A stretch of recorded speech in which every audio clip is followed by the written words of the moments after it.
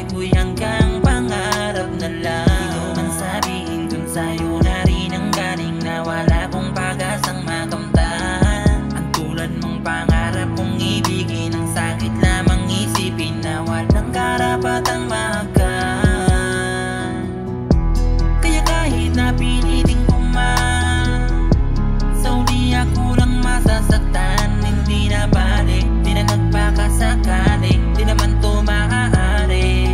Ayoko nang tuluyang masaktan. Alam mong mahirap pilitin ang tao, hindi naman ikaw ang nilalaman. Ang puso at damdamin kailangan pigilan kung ano ang iyong nararamdaman. Dahil baka huli ay umasa ka lang at di mo na kayang pangatawanan. Mabuting pigilan kaysa masaktan at tumasa sa taong alam mong kaibigan ka lang. Sakali na muli pang magbago at ako na ang